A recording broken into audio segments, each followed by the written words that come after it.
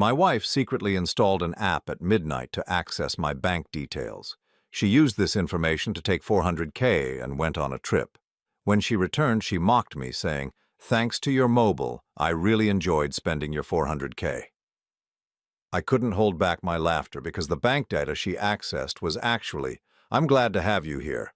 Follow my story until the end and comment the city you're watching from so I can see how far my story has reached." I always thought I knew Margaret. 22 years of marriage teaches you a person's habits, their rhythms, the way they breathe when they sleep. I knew she took her coffee with 2 sugars, that she hummed old Beatles songs while doing laundry, that she always checked her phone 3 times before bed. What I didn't know was that on that Tuesday night in March, while I pretended to sleep beside her, she was installing software that would change everything between us forever. The house was quiet except for the gentle hum of our heating system. Our bedroom in Westfield felt smaller somehow that night, the heavy mahogany furniture casting long shadows in the dim light from Margaret's phone screen. I lay on my side, eyes barely cracked open, watching her fingers move across my Samsung Galaxy with the kind of precision that comes from practice. She thought I was deep asleep after my usual 12-hour day at the office, but something had woken me. Maybe it was instinct. Maybe it was the subtle shift in her breathing that told me she was being careful, deliberate. She held my phone at an angle that kept the light from hitting my face, her movements slow and methodical. I watched her navigate through screens I couldn't quite see, typing occasionally, pausing to read something. The whole process took maybe 15 minutes, but it felt like hours. When she finally placed my phone back on the nightstand, exactly where I always left it, she settled back into bed with a soft exhale. Within minutes, her breathing had returned to its normal sleeping rhythm. I stared at the ceiling for the rest of the night, my mind racing. Margaret had never shown interest in technology. She barely knew how to update her own apps, yet she had just performed what looked like a complex installation on my device. The woman who claimed she couldn't figure out our smart TV remote had just demonstrated skills I didn't know she possessed. The next morning unfolded like any other Wednesday. Margaret made her usual breakfast of scrambled eggs and wheat toast, humming Yesterday while she worked. She kissed my cheek as I left for my train to Manhattan, told me to have a good day at the office, reminded me we were having dinner with her sister on Friday. Everything normal, everything the same as it had been for over 2 decades. Except now I knew she was hiding something significant. At my office overlooking Central Park, I couldn't concentrate on the quarterly reports spread across my desk. The numbers blurred together. As I replayed the previous night's scene, I picked up my phone dozens of times, studying the home screen, the apps, looking for anything that seemed different or out of place. Everything appeared exactly as I had left it, which somehow made it worse. During my lunch break, I walked to the small electronics store on 42nd Street that I had visited once before when my laptop crashed. The young technician, barely out of college with thick-rimmed glasses and nervous energy, listened as I explained my situation as vaguely as possible. My wife might have installed something on my phone while I was sleeping, I told him, feeling foolish even as the words left my mouth. Is there a way to check without her knowing? He nodded knowingly, as if this wasn't the first time someone had asked this question. Happens more than you'd think. Let me take a look. Within 20 minutes, he had found it. Hidden deep in my phone's system, disguised as a routine security update, was software designed to monitor and record everything. Banking apps, password entries, text messages, call logs, even my location. The sophistication of it surprised both of us. "This isn't amateur hour," the technician said, scrolling through lines of code. "This is professional-grade surveillance software. Whoever installed this knew exactly what they were doing. It's designed to capture financial information specifically. See here? It logs into your banking apps, records your keystrokes when you enter passwords, even takes screenshots of your account balances." My chest tightened. Margaret wasn't just snooping through my text messages out of curiosity or jealousy. This was calculated, purposeful theft. The woman I had shared a bed with for 22 years, who had cried in my arms when her father passed away, who had held my hand through my own mother's funeral, was planning to steal from me. Can you remove it without leaving any trace that it was discovered? I asked. The technician shook his head. If I remove it, the software sends an alert to whoever's monitoring. They'll know it was discovered. But I can install something that feeds it false information while keeping the real data protected. Kind of like creating a decoy. Do it, I said without hesitation. The ride home to Westfield that evening felt longer than usual. I sat in my usual window seat on the train, watching familiar suburbs blur past, trying to process what I had learned.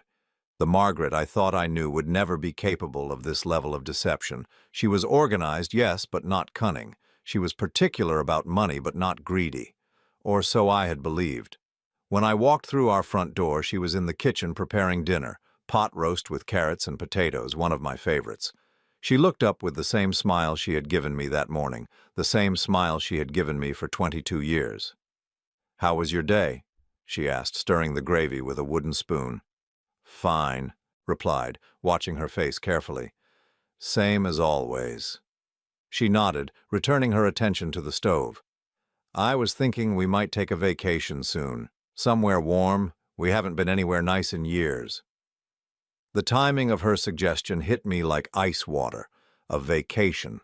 Somewhere expensive, no doubt, funded by money she planned to steal from me. I managed to keep my voice level.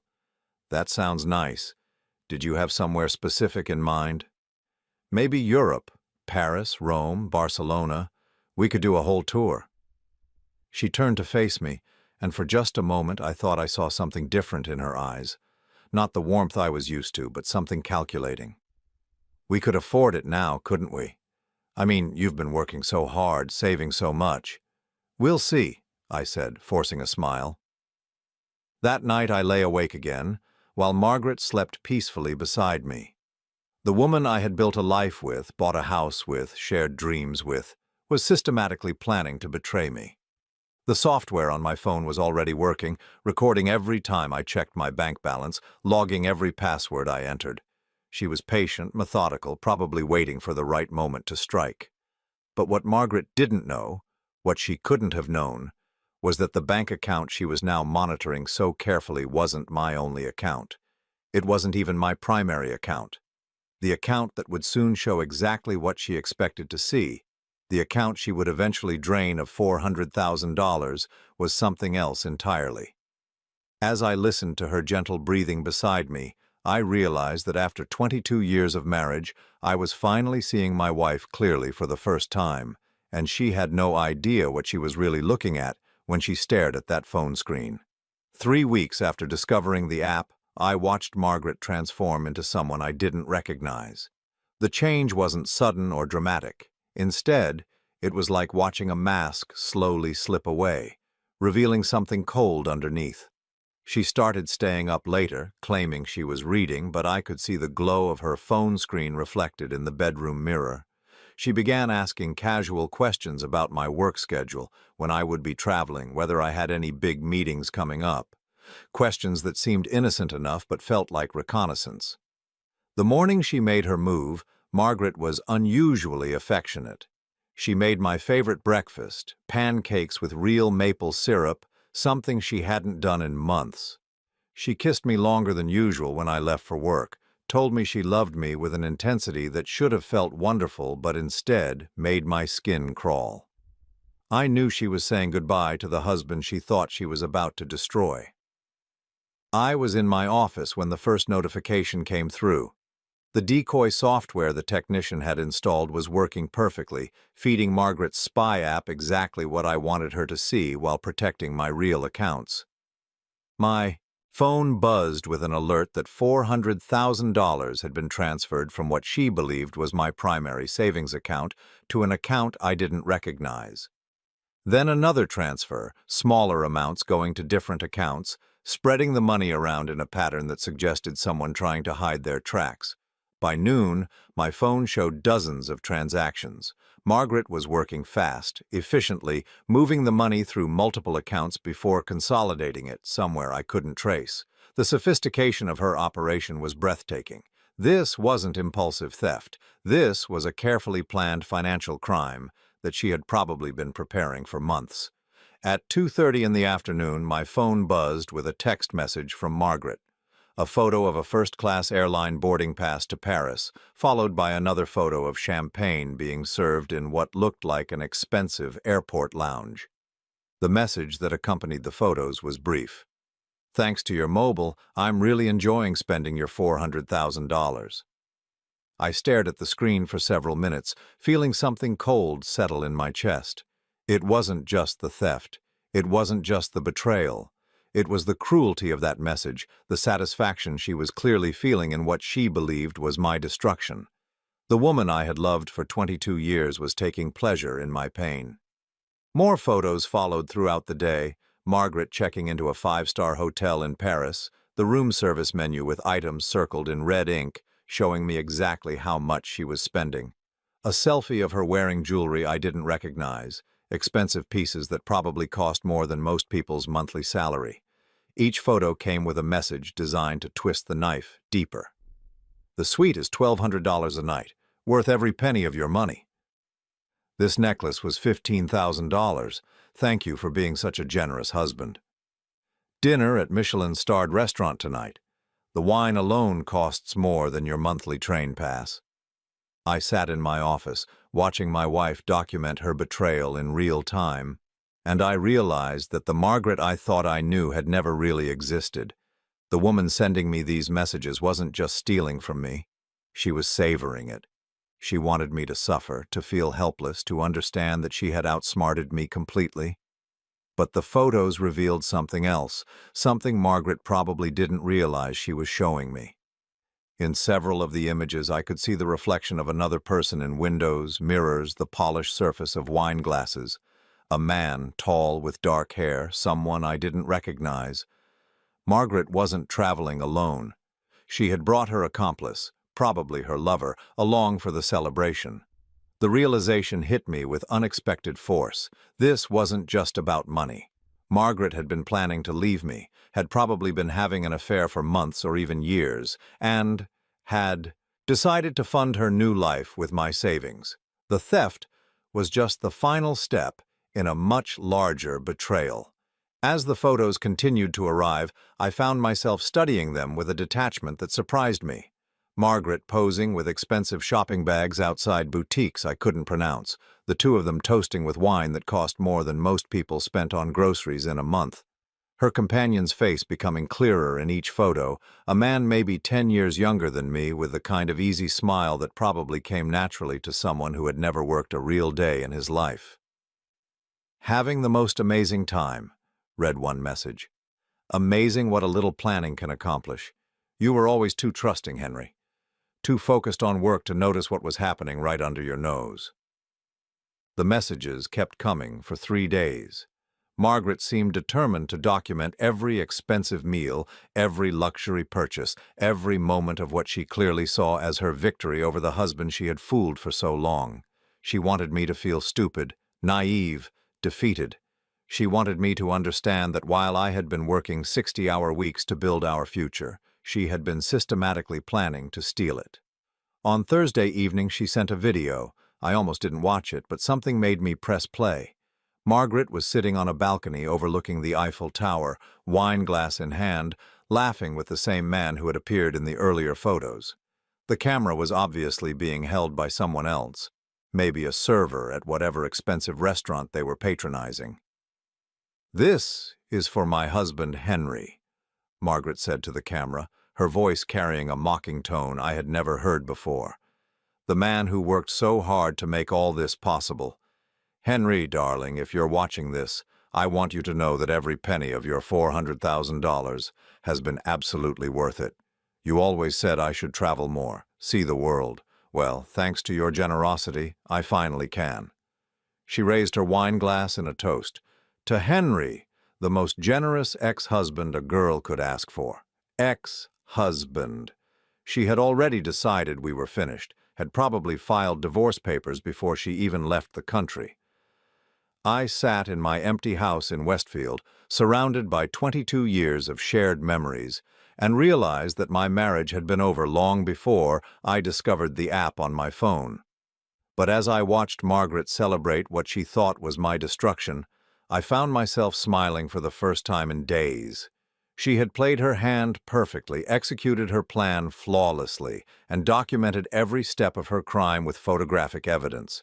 She had just given me everything I would need for what came next. The only thing Margaret didn't know, the one detail that would have stopped her from sending even a single photo, was that the $400,000 she had stolen so efficiently wasn't really mine at all. Margaret returned from Paris on a Wednesday afternoon, exactly 1 week after she had drained what she thought was my life savings. I knew her flight details because she had sent me her itinerary along with a final mocking message. Time to come home and deal with the mess I left behind. Hope you've had time to think about what you've lost. I picked her up at Newark Airport, not out of kindness, but because I wanted to see her face when she realized the game wasn't over. She emerged from customs, looking radiant, tanned, wearing clothes I didn't recognize. Expensive clothes, $400,000 clothes.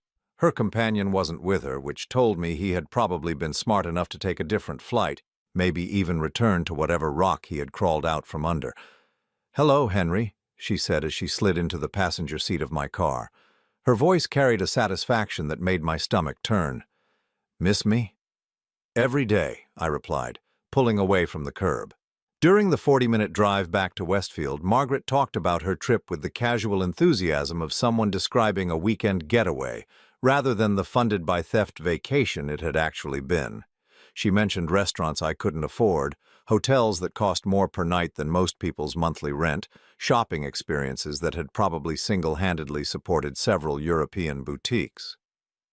"I feel like a new person," she said, watching the familiar suburbs pass by her window.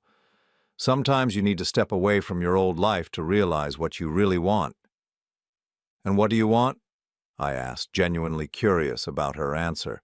She turned to look at me with eyes that held no warmth, no trace of the woman I had married 22 years ago. "I want my freedom, Henry. I want to stop pretending that this marriage has been anything more than a financial arrangement for the past 5 years." The honesty was refreshing, in a twisted way. After months of surveillance software and secret planning, she was finally being direct about her intentions. "When did you decide this?" "Probably around the time you started working 70-hour weeks and stopped noticing that I existed except as someone to make your dinner and wash your clothes."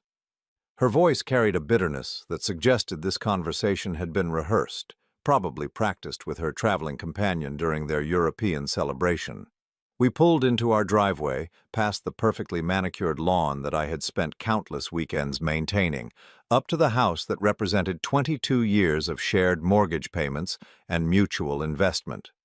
Margaret gathered her designer luggage from the trunk without waiting for my help, a woman who no longer needed assistance from the husband she had financially destroyed. Inside, she moved through our home with a different energy, like someone surveying property she no longer intended to share. She went straight to the kitchen and poured herself a glass of wine, the same expensive bottle she had been photographing in her Paris hotel room. "I suppose we need to discuss practical matters," she said, settling at our kitchen table with the confidence of someone who believed she held all the cards. "Divorce proceedings, division of assets, that sort of thing." I sat across from her, marveling at her composure. "What assets would those be?" She laughed, a sound without humor. "Well, obviously the house will need to be sold. With your savings account empty, you can't afford the mortgage payments alone, but don't worry, Henry. I'm not completely heartless. I'll make sure you get enough from the sale to find a nice little apartment somewhere." "That's very generous of you." "I thought so."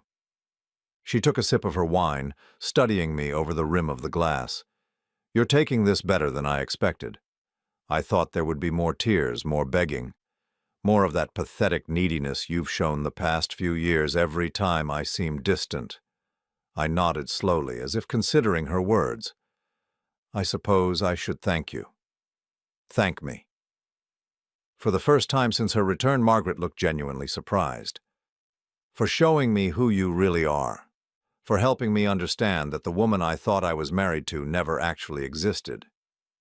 I stood up and walked to the kitchen counter, where I had left a folder I had been carrying for the past week. "But mostly I should thank you for documenting your theft so thoroughly." Margaret's expression shifted, just slightly, like someone who had heard an unexpected sound and wasn't sure if it was important. My theft?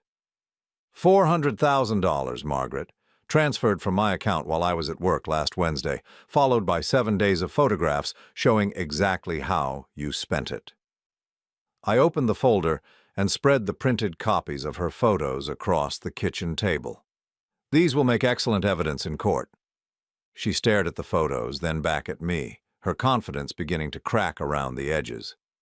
Henry, you're not making sense. That money was in your savings account. Money that belongs to both of us as a married couple. Using marital assets isn't theft. You're absolutely right, I agreed.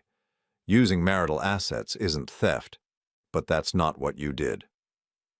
I pulled out another document from the folder, a bank statement that Margaret had never seen before.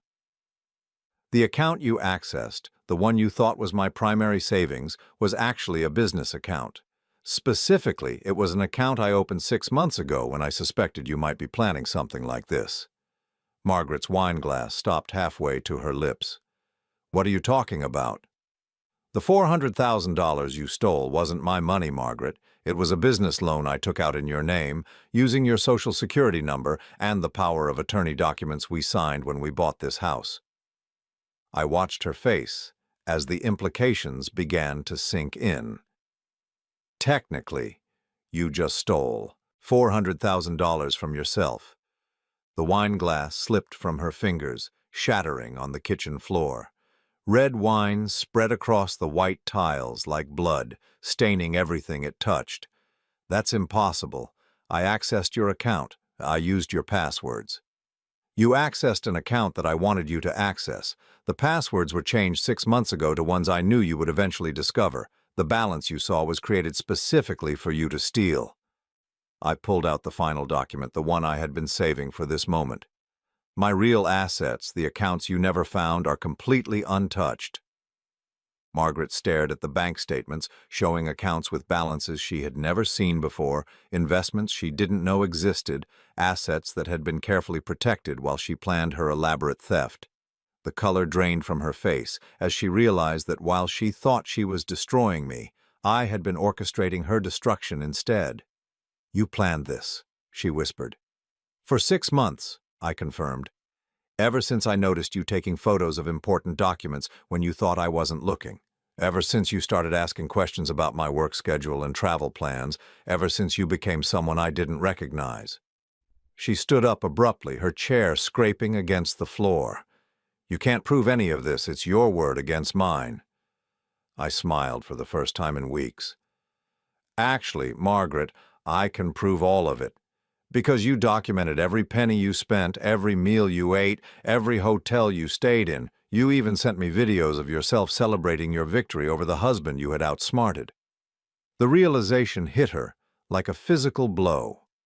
All those photos, all those mocking messages, all those videos she had sent to humiliate me were now evidence of a crime she had committed against herself. She had created a perfect paper trail of her own theft. The business loan you took out, I continued, came with personal liability clauses. That means you're legally responsible for every penny, plus interest, plus penalties for early withdrawal and misuse of funds. The $400,000 you spent in Europe is now a debt you owe to the bank, along with about $50,000 in additional fees and interest. Margaret slumped back into her chair, her designer clothes suddenly looking like a costume she could no longer afford to wear. Henry, please, we can work this out. I made a mistake, but we can fix this together. No, Margaret, we can't. I gathered the documents back into the folder, feeling lighter than I had in months. You see, there's one more thing you don't know about that business loan. She looked up at me with eyes that had lost all their earlier confidence. I never signed the final paperwork. Technically, the loan was never approved, which means the $400,000 you stole wasn't just borrowed money. It was money that was never legally disbursed in the first place. Margaret's face went completely white as she understood what that meant. She hadn't just stolen borrowed money. She had somehow managed to steal money that didn't exist, creating a financial and legal nightmare that would follow her for years to come. "Welcome home," I said quietly, and walked out of the kitchen, leaving her alone with the wine stain and the wreckage of the plan that was supposed to destroy me. The first call came at 6:15 the next morning, while Margaret was still sleeping off what I assumed was a sleepless night of contemplating her situation. I heard her phone ring from the guest bedroom where she had relocated after our kitchen conversation, followed by her voice, initially groggy but quickly becoming sharp with panic. "What do you mean frozen, all of them?" I was making coffee in the kitchen, the same kitchen where wine stains still marked the white tiles despite her late-night cleaning attempts. Through the thin walls of our Westfield home, I could hear fragments of her conversation with what sounded like her bank. "But I have automatic payments scheduled. The credit cards, the car loan, the—" Her voice trailed off, and I knew she was beginning to understand the scope of her problem. By 7:30, she emerged from the guest room looking like someone who had aged 5 years overnight. Her expensive European tan seemed to have faded, replaced by a grayish pallor that no amount of designer cosmetics could hide. She found me reading the newspaper at the kitchen table, drinking my coffee from the same mug I had used every morning for the past decade. "They froze my accounts," she said without preamble. I looked up from the business section where an article about corporate fraud had caught my attention. "All of them. Every single one. Checking, savings, credit cards, even the joint account." She sat down across from me, her hands shaking slightly as she poured coffee from the pot I had left on the counter. "The bank representative said there's an investigation into suspicious financial activity." "That was fast," I observed. Margaret's eyes narrowed. "You reported it, didn't you?" "I didn't have to. Banks have automated systems that flag unusual transaction patterns. When someone suddenly moves $400,000 through multiple accounts in a single day, especially when those transactions originate from a loan account with irregularities, the system notices." I folded the newspaper and set it aside. The investigation would have started automatically. She stared into her coffee cup as if it might contain answers to problems she was only beginning to comprehend. "How long does an investigation like this usually take?" "Months, usually. Sometimes years if it's complicated." I stood up to refill my mug. "Of course, in cases where there's clear documentation of the crime, things move much faster." "Documentation?" I almost felt sorry for her. "Almost. Margaret, you sent me photographs and videos of yourself spending the money. You created a day-by-day record of every transaction, every purchase, every meal. You even included timestamps and location data." The coffee cup trembled in her hands. "Those were private messages between a husband and wife. Actually, they were evidence of a crime, and since you sent them to me voluntarily, there's no legal expectation of privacy." I sat back down, studying her face, as the full weight of her situation began to settle in. The prosecution will love those photos. Juries respond very strongly to defendants who document their own crimes. Margaret's phone rang again. This time, it was a number she didn't recognize, but the conversation that followed was clearly with another financial institution. Then another call, and another. By 9 o'clock, she had fielded 6 calls from banks, credit card companies, and what sounded like a law firm. "They want me to come in for questioning," she said after ending the latest call. "Who?" "Everyone, apparently. The bank's fraud department, the FBI Financial Crimes Unit, the district attorney's office." She looked at me with something approaching desperation. "Henry, I need a lawyer." "Yes, you do. A very good one, I imagine." She reached for her phone again, probably to start searching for legal representation, then stopped. "How am I supposed to pay for a lawyer when all my accounts are frozen?" It was a question I had been expecting. That's going to be challenging.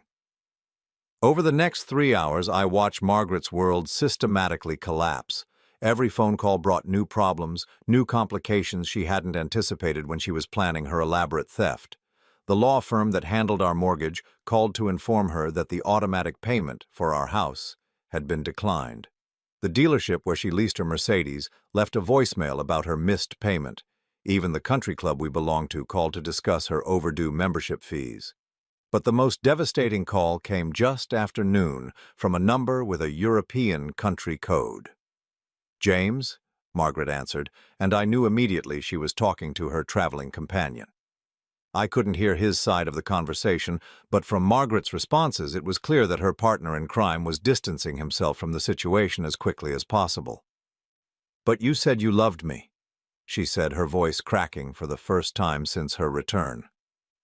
A long pause. "What do you mean you never promised anything?"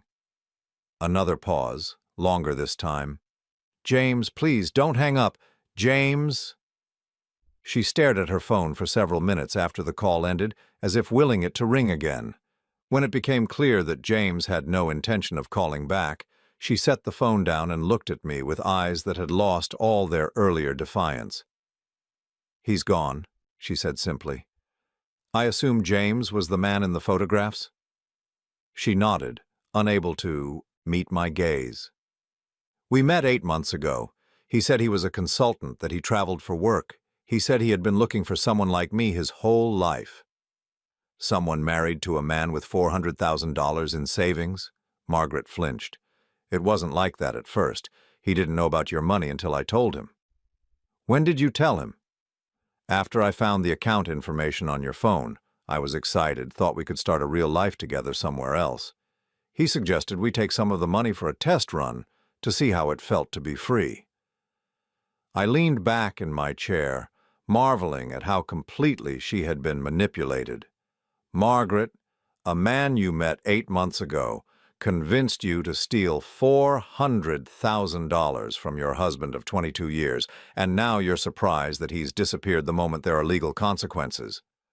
She started crying then, not the dramatic tears she had probably practiced for effect, but the ugly, desperate sobs of someone who had finally realized the magnitude of her mistakes. "What am I going to do?" Before I could answer, there was a knock at our front door. Through the living room window, I could see 2 people in dark suits standing on our porch. They had the unmistakable bearing of law enforcement officers. "I think that question is about to be answered for you," I said, standing up to get the door. The FBI agents were polite but direct. They had a warrant for Margaret's arrest on charges of wire fraud, money laundering, and theft of funds exceeding $100,000. They also had a search warrant for our home, specifically looking for computers, phones, and financial documents related to the case. As they read Margaret her rights, she looked at me with a mixture of panic and something that might have been regret. "Henry, please don't let them do this." But there was nothing I could do, even if I had wanted to. Margaret had created this situation through months of careful planning and deliberate choices. The consequences she was now facing were the direct result of her own actions, documented in exhaustive detail through the photographs and videos she had sent me. As the agents escorted her to their car, Margaret turned back toward the house one more time. "This isn't over," she called out. I stood in the doorway, watching the car disappear down our quiet suburban street. She was right in a way. This wasn't over. The legal proceedings would take months, maybe years. There would be trials, appeals, depositions, and countless hours of testimony. Margaret's attorney, when she finally found one willing to work with her limited resources, would probably try to argue that I had entrapped her, that the phantom account was evidence of my own criminal intent. But I had been preparing for this possibility for 6 months.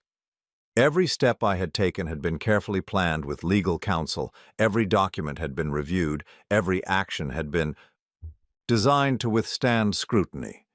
Margaret had played her game perfectly, but she had been playing by rules I had written specifically for her. As I walked back into the house, I noticed how quiet it seemed, without her presence. 22 years of shared life, and it had taken less than 24 hours for our home to feel like mine alone. The wine stains on the kitchen floor caught my eye, and I realized I should probably clean them up properly. But first, I had a phone call to make. My attorney had been waiting for this development, and there were documents to file, procedures to follow. Margaret's arrest was just the beginning of a process that would officially end our marriage and legally protect the assets she had tried to steal. Outside, the autumn afternoon was crisp and clear, the kind of weather Margaret had always loved. But she wouldn't be enjoying many more afternoons like this one. Not for a very long time. The trial took place 9 months later in a federal courthouse in Newark that smelled of old wood and broken dreams. I sat in the gallery watching Margaret at the defendant's table in a public defender's suit that hung loose on her diminished frame. The woman who had once spent $15,000 on a necklace during a single afternoon in Paris now wore clothing provided by the court system.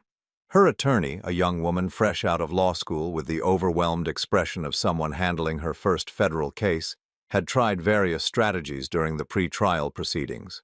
She argued entrapment, claiming I had deliberately set up the phantom account to trick Margaret into committing a crime. She suggested duress, implying that our marriage had been so troubled that Margaret felt she had no choice but to steal from me. She even attempted to characterize the theft as a domestic dispute rather than a federal crime. None of it worked. The prosecution's case was devastatingly simple. They displayed Margaret's own photographs on large screens throughout the courtroom, showing her celebrating in expensive European restaurants while describing exactly how much of the stolen money she was spending. They played the video she had recorded on the balcony overlooking the Eiffel Tower, her voice echoing through the courtroom as she thanked her generous ex-husband for funding her freedom. "Ladies and gentlemen of the jury," the prosecutor said during his opening statement, "this is not a case about a troubled marriage or a moment of poor judgment. This is a case about a defendant who spent months planning and executing the theft of $400,000, who documented her crime with photographs and videos, and who took such pleasure in her victim's presumed suffering that she sent him daily updates about how she was spending his money." Margaret's mother attended the first 3 days of the trial, sitting 2 rows behind me with the rigid posture of someone trying to maintain dignity in an impossible situation. But by the 4th day, her seat was empty. Margaret's sister, who had always been her closest confidant, stopped returning her calls after the arrest. Even the few friends who had initially offered support gradually disappeared as the details of the case became public. The most damaging testimony came from James Crawford, Margaret's traveling companion, who had been granted immunity in exchange for his cooperation. Under oath, he described how Margaret had recruited him into her scheme, how she had shown him screenshots of what she believed was my bank account balance, and how she had promised him a percentage of the stolen money if he would help her disappear afterward. "She told me her husband was a fool who deserved to lose everything," James testified, his voice carrying across the silent courtroom. "She said he was so focused on work that he would never notice what was happening until it was too late." When Margaret's attorney asked James about his relationship with her client, his answer was brutal in its honesty. "I told her what she wanted to hear. She was a middle-aged woman with access to a large amount of money and a husband she wanted to leave. It seemed like a mutually beneficial arrangement." "Did you love her?" James looked directly at Margaret for the first time during his testimony. "No. I saw an opportunity and I took it. Just like she did." Margaret's face crumpled as she heard the words that destroyed her final illusion. The man she had thrown away 22 years of marriage for, the man she had committed a federal crime to be with, had never seen her as anything more than a convenient source of funding for his lifestyle. The jury deliberated for less than 3 hours. When they returned with their verdict, Margaret stood between her attorney and the bailiff, her hands clasped in front of her like someone praying for a miracle that wasn't coming. The foreman, a middle-aged man who reminded me of my own father, read the verdict in a clear, steady voice that carried the weight of absolute certainty. Guilty on all counts. Margaret's knees buckled slightly and her attorney reached out to steady her.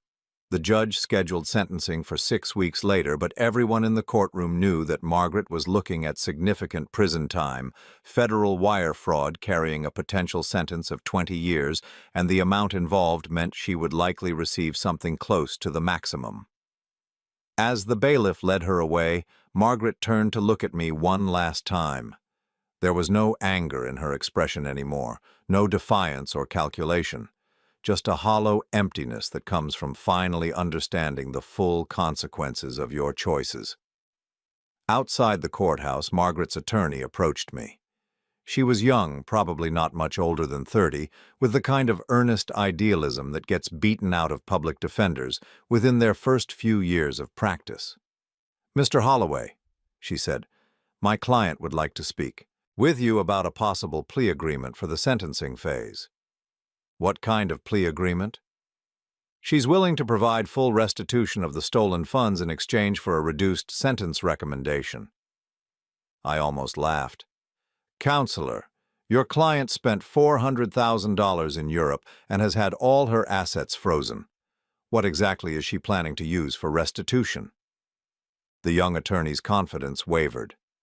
"She was hoping that perhaps you might be willing to help her, given your long marriage." "Help her pay back the money she stole from me?" "The money was never actually yours," she said, grasping for any legal foothold. "The account she accessed was funded by a business loan that was never properly executed." "That's correct," I agreed.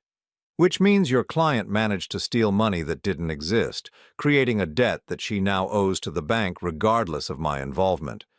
Even if I wanted to help her, which I don't, paying her restitution wouldn't reduce her legal obligations."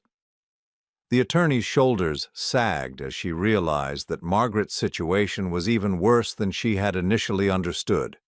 Not only was Margaret facing federal prison time, but she would emerge from that prison carrying a debt that would follow her for the rest of her life. 6 weeks later, I returned to the same courthouse for Margaret's sentencing.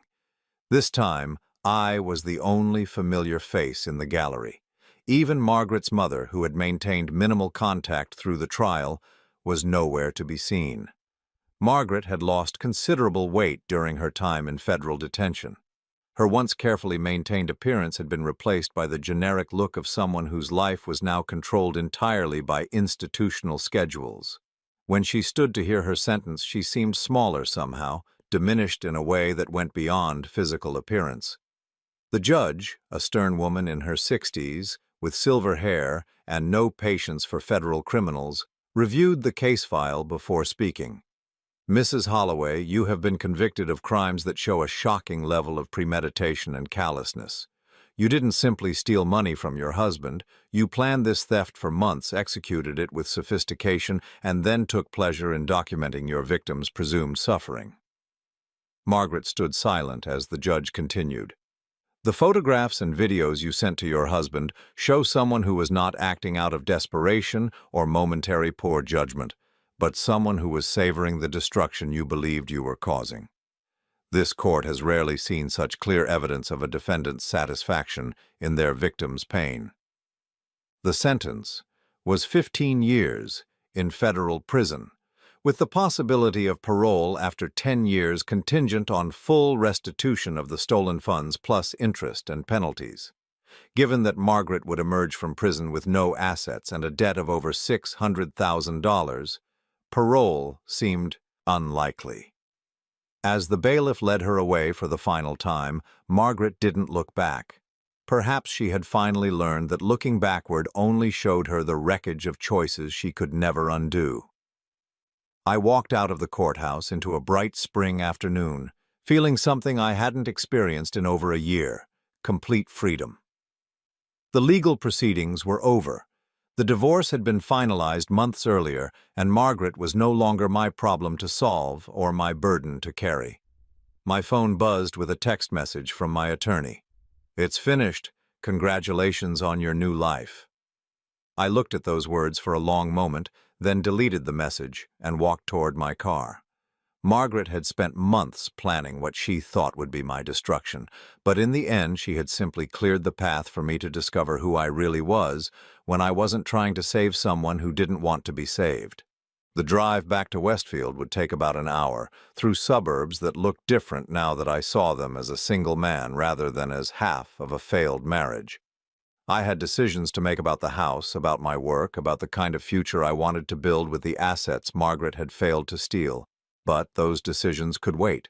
For now, it was enough to drive through the afternoon sunlight, knowing that the woman who had tried to destroy me was finally facing the consequences of her own choices, and that I was finally free to make choices of my own.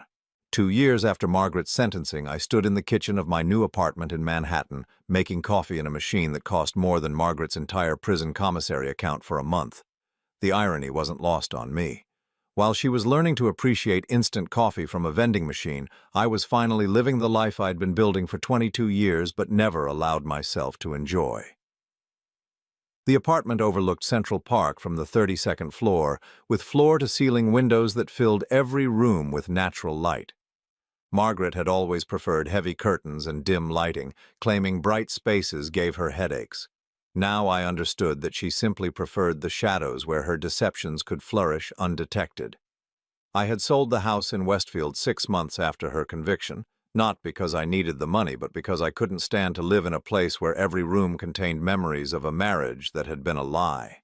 The new owners were a young couple with twins, and they had been delighted by the spacious kitchen where Margaret had once planned my financial destruction.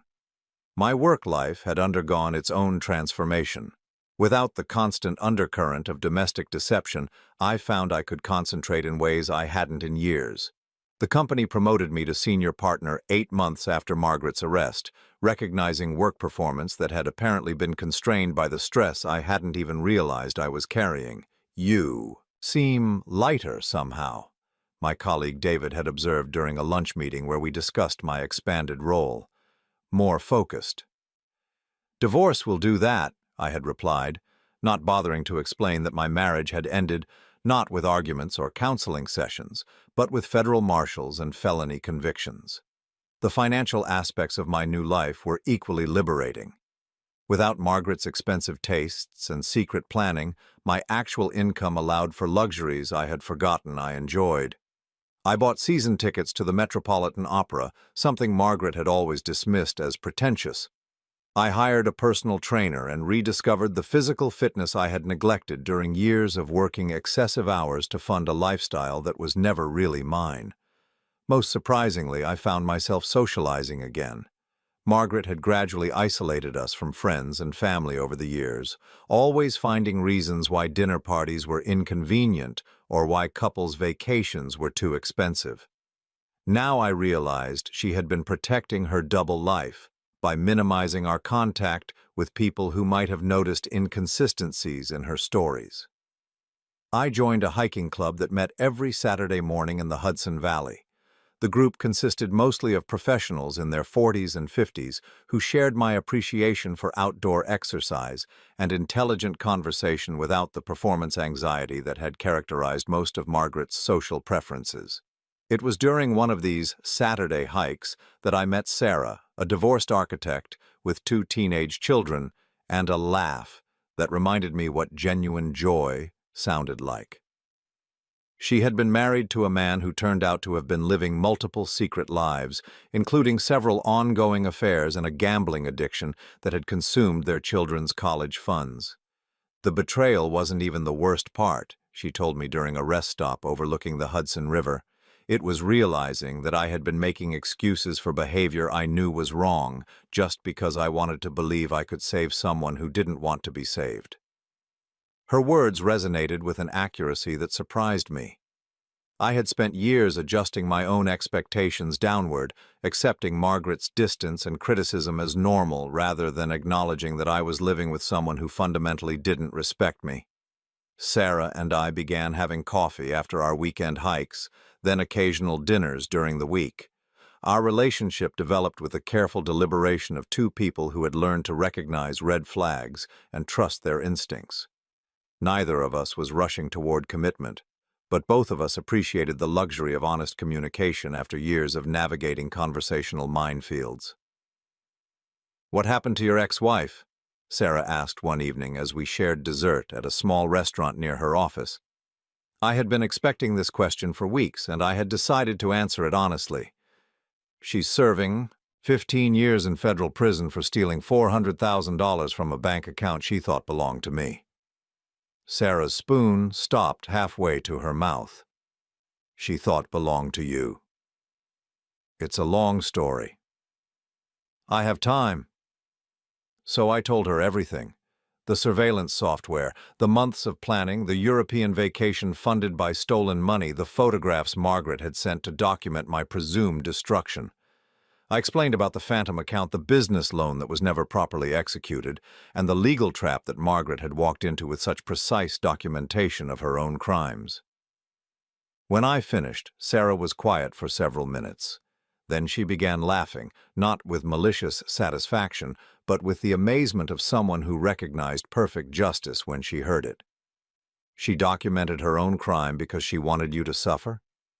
Every purchase, every meal, every moment of what she thought was her victory over me. Sarah shook her head in wonder. It's like she wrote her own confession and mailed it to the prosecutor. Essentially, yes. Do you ever hear from her? She writes occasionally. Letters asking for money for commissary items, for help with legal appeals, for assistance contacting lawyers who might work for free. I had brought one of Margaret's letters with me. Not sure why, but feeling like Sarah should understand the complete picture. Would you like to see the most recent one? Sarah nodded, and I handed her the envelope I had received the previous week. Margaret's handwriting had changed during her imprisonment, becoming smaller and more cramped, as if she were trying to conserve space on the limited paper available to federal inmates. Dear Henry, Sarah read aloud, I know you probably don't want to hear from me, but I need you to understand that I never meant for things to go this far. I was confused and scared, and I made terrible decisions that hurt both of us. I've had a lot of time to think about what I did, and I realize now that I threw away the best thing in my life for a fantasy that was never real. If you could find it in your heart to help me with a lawyer for my appeal, I would be forever grateful. I still love you, and I hope someday you can forgive me. Love, Margaret. Sarah folded the letter and handed it back to me. Are you going to help her? No. Why not? I considered the question carefully because it was one I had asked myself repeatedly over the past 2 years. Because helping her would require me to pretend that what she did was impulsive rather than calculated, desperate rather than greedy. Margaret didn't make a mistake, Sarah. She made hundreds of deliberate choices over many months, and she enjoyed every moment of what she thought was my destruction. Sarah nodded slowly. And because helping her would mean going back to being the person who enables someone else's bad decisions, instead of protecting yourself. Exactly. We finished dinner and walked through the city streets as autumn settled over Manhattan with the kind of crisp clarity that makes everything seem possible. Sarah linked her arm through mine, a gesture of companionship rather than possession, and I realized how different it felt to be with someone who wanted my company rather than my resources. Do you think she'll ever understand what she really lost? Sarah asked as we reached the corner where we would part ways to our respective apartments. I don't think Margaret is capable of understanding what she lost because she never valued it in the first place. I paused, considering my own words. But I understand what I gained when she tried to destroy me. What's that? The knowledge that I'm strong enough to protect myself from people who don't have my best interests at heart, even when those people have shared my bed for 22 years. Sarah kissed me goodnight, a gentle kiss that carried affection but no manipulation, no calculation about what it might lead to or what it might cost me. As I walked the remaining blocks to my apartment, I thought about Margaret sitting in her federal prison cell, probably writing another letter asking for help from the husband she had tried to financially destroy. She would be eligible for parole in 8 more years, but only if she could provide full restitution of the money she had stolen. Given that she would emerge from prison with no assets, no marketable skills, and a federal felony record, the likelihood of her raising $600,000 seemed remote. I reached my building and took the elevator to the 32nd floor, where my apartment waited with its wall of windows overlooking the city that had become my new home. Tomorrow was Saturday, which meant another hike with the group, another opportunity to spend time with people who chose to be in my life rather than people who were trapped there by circumstance or obligation. Margaret had spent months planning what she thought would be my destruction, but in the end she had simply freed me from a life that was slowly suffocating me. Her betrayal had been the catalyst that forced me to examine what I really wanted from my remaining years, and what I discovered was that I wanted honesty, authenticity, and the company of people who valued me for who I was, rather than what I could provide. As I made my evening coffee and settled into the reading chair by the window, I reflected on the strange justice of my situation. Margaret was serving 15 years for stealing money that had never belonged to me, while I was finally living a life that was entirely my own. She had gambled everything on a scheme to take what she thought was mine, and in losing that gamble she had given me the greatest gift imaginable, complete freedom from her presence in my life. The city sparkled below my windows, full of possibilities I was finally free to explore, and somewhere in a federal prison, Margaret was probably still trying to figure out how her perfect plan had gone so wrong. Some lessons, I realized, can only be learned the hard way, and some people never learn them at all.